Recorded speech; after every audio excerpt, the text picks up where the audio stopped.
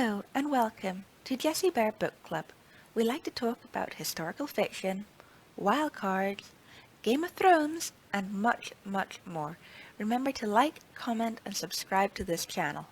Today I want to talk about Dorne, but what I want to focus on is the immense similarities between Dorne and Wales. And just to clarify, we were talking about Dorne from the books, not the hot mess David and Dan made of the Dornish plot in the show. A few months ago I was in work and I had nothing to do, so I was thinking about A Song of Ice and Fire and making a list. I was matching up who represented who from the War of the Roses in A Song of Ice and Fire with the idea of making a video, but then suddenly, out of the blue, it hit me. Dorne and Wales play similar roles and have similar histories to each other, and that is what we are going to talk about today. The first couple of similarities between Dorne and Wales are geographical. There is the position of the countries. Wales is on the left of England and Dorne is on the right of Westeros. There is also, of course, the legend that Ireland and Wales were once joined by a land bridge, which was eventually swallowed by the sea. Doesn't that sound a lot like the hammer of the waters and the breaking of the arm of Dorne? There is also the Dornish marches. The word marches was originally used in the Middle Ages to denote the marches, that means the border, between England and the Principality of Wales. In the marchers, there were marcher lords, who had specific rights, exercising some extent of independence from the King of England. The word marches is only used in history when referring to the border between England and Wales. In A Song of Ice and Fire, the word marches is only used to describe the border between Dorne, the Stormlands, and the Reach. Is this a simple coincidence? I think not. George R.R. Martin plans everything thoroughly, and this detail will not have escaped his notice. There is not a lot of sun symbolism in Welsh history, probably because there isn't a lot of sun in Wales. But there is a lot of reference to spears in medieval Welsh history. Spears are even mentioned in great detail in medieval poetry, especially medieval Welsh poetry. We know George R.R. Martin is a big fan of poetry. A Song of Ice and Fire was even inspired by the Robert Frost poem Fire and Ice. Some say the world will end in fire, some say in ice. From what I've tasted of desire, I hold with those who favour fire. But if it had to perish twice, I think I know enough of hate to say that for destruction ice is also great and would suffice. Another thing that Wales and Dorne have in common is they both give their rulers the title prince instead of king, and both are alone in doing so. I think George R.R. Martin put this detail in on purpose as a big hint. Wales has its own culture which stands outside of the rest of the UK, and so does Dorne. This is what George R.R. Martin had to say on Dornish culture. Dorne is a very special land with a slightly different cultural basis than the rest of Westeros. It was politically apart for a long time. It was also culturally apart because of the Rhoynar and the traditions they brought, but they didn't influence the rest of Westeros so much. Wales was also politically apart from the UK for a long time.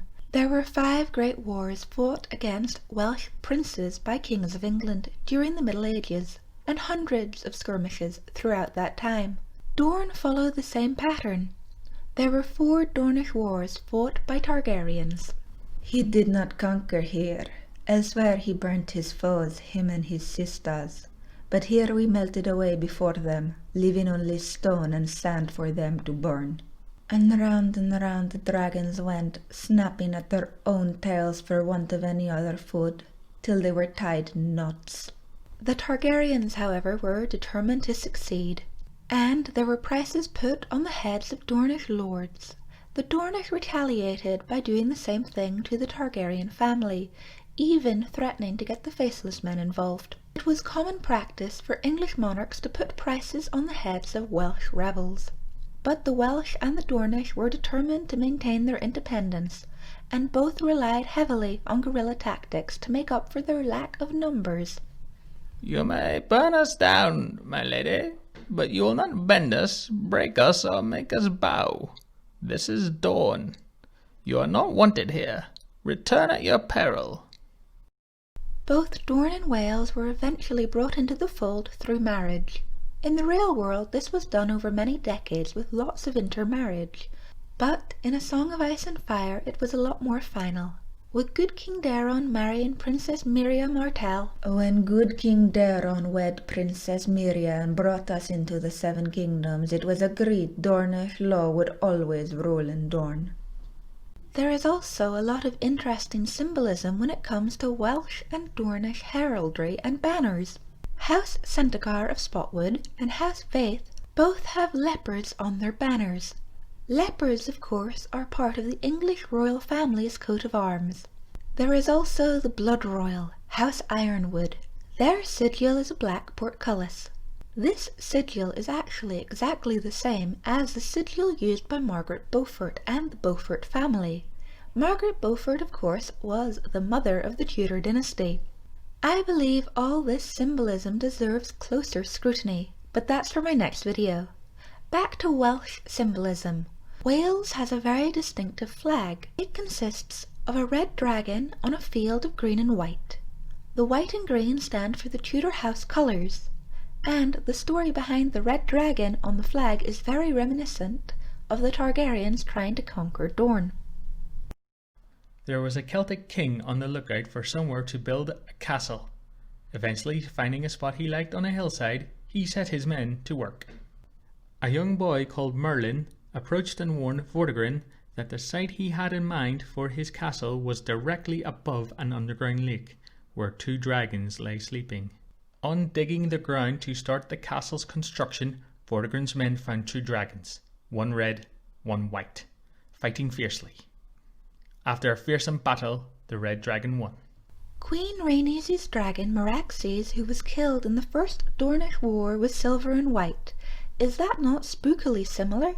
And the red victorious dragon, of course, represents the Targaryen banner.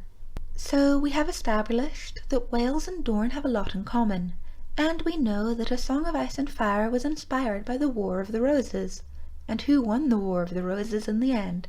The Tudors. And where did the Tudors come from? Wales, of course. So, who is the most likely person to rise out of Wales to seek the Iron Throne? I would say young Griff.